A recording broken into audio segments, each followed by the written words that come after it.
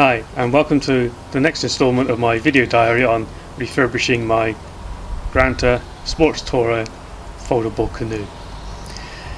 So today what I want to do is just go through my grand plan in terms of how I'm going to refurbish this canoe, and some of the thoughts I had in how I came up with my plan, things to consider, etc. So first off, before you dive into any sort of project like this, you need to know whether it's worth it in terms of effort and cost. In this case, the total budget I've got is going to run in around about £500–600, and you have to ask yourself, is the canoe worth it in that instance? In my case, I think it is, and one of the reasons I came up with that decision was because the basic condition of the canoe is pretty good, except for the hull, and it's the hull where I'm going to be spending the money. But overall, the top canvas is in very good. If you had sort of poor stitching, the stitching was coming apart, or it looked like it'd been rotting or anything like that, then you're pretty much going to have to forget it, and the canoe would be a write-off really. So I've got a pretty good canvas base. It's just some holes in the canoe, in the basic itself. So the next decision I had to make was, how am I going to do this? Am I just going to patch it up, or am I going to reskin it? Am I going to do the whole lot, or just parts of it and stuff like that? Now, there is a company that will reskin foldable canoes, including the old vintage canoes. And I looked online, and to reskin my canoe complete would cost around about £1,000. So I feel like doing it myself. I'm sort of quids in. And anyway, the next decision was, are we going to try and keep it to the original specification, the old techniques and stuff like that? So when I say I'm refurbishing this canoe, I mean that deliberately. This is not a restoration project. So I'm going to be using modern materials to bring the canoe back to life, and unashamedly so, because I'm not building this thing to sit in a museum. I'm building it so that it can sit in the water and we can have some fun on it. But nevertheless, it will also retain its old vintage charm.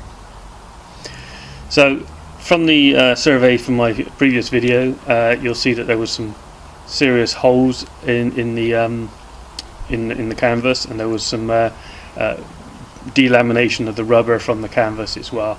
So how are we actually going to deal with those? So here's a product called Tear-Aid. It's basically a super tough sticky tape, really.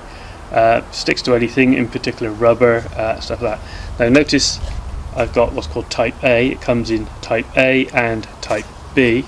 Type B is for things like PVC type coverings, and the Type A is more for the rubberized coverings. And since this is a rubberized canvas canoe, that's what I've gone for.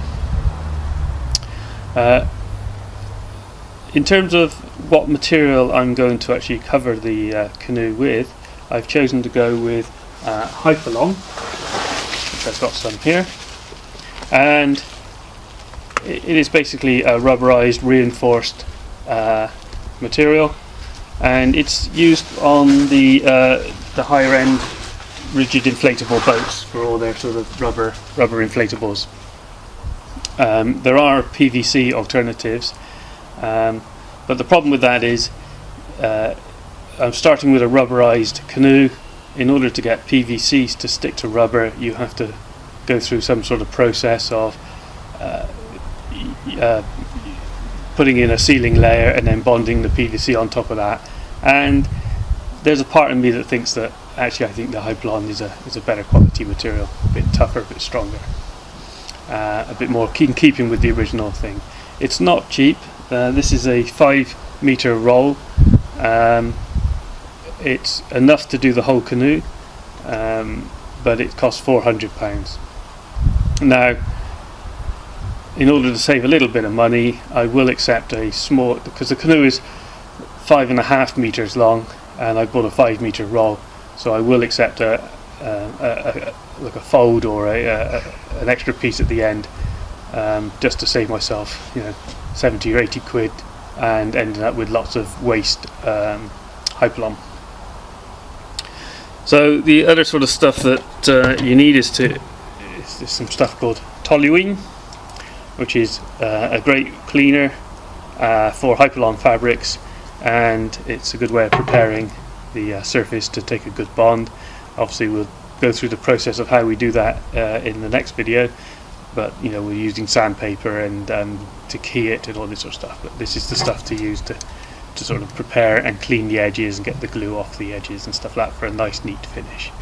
And then we have a proper inflatable boat Hypalon adhesive again, and this is reinforced with some activator to make it there. So it's quite a tricky process. I'm sure we'll have some fun with that.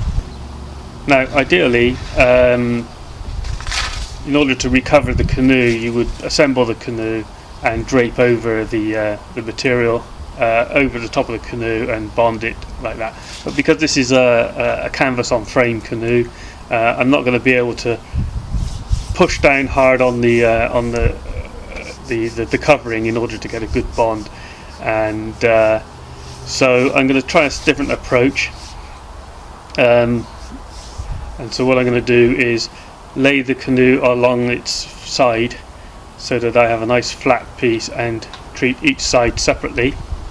So make a shape that's going to cover each side, and then I'll run a keel strip over the bottom to fill up the gap in the bottom. I have to bear in mind that the canoe itself does have some sort of waterproof properties itself, and the Hypalon and the glue itself is very, very good. So the fact that there's going to be a few joins in the things, and they're under the keel anyway, you won't see them. It's neither here nor there, and I think it'll also be a lot easier to make, and you'll see that as when I come to do it is for real. Now, with regards to the wooden hull itself, the frame, again, it was in very good condition, and but there was a couple of items that had been split over the years, and so a little bit of sort of gluing and treatment was required for that. And in this case, I used this Gorilla Glue, which was readily available. I did actually go out looking for a glue called Cascamite, because that's what I sort of know and love from years ago. But this is equally well. The one thing I will say about Gorilla Glue is it does expand in the joint, and so if you're not clamping the joint down very tightly, it will sort of force the joint apart in doing its bonding. So you need to be careful of that, and you will get some weepage out of the edges and things like that. But other than that, it is a good glue, good for filling gaps. The frame itself was been designed for fairly quick assembly, and it has some sort of catches where I think I would prefer a proper bolted system or something a bit more rigid. So and since it's my plan to, once it's built up, is to keep the canoe assembled, I shall be changing some of those joints, or just modifying some of the joints, just to make it a little bit more rigid, a little bit more sort of solid in its appearance.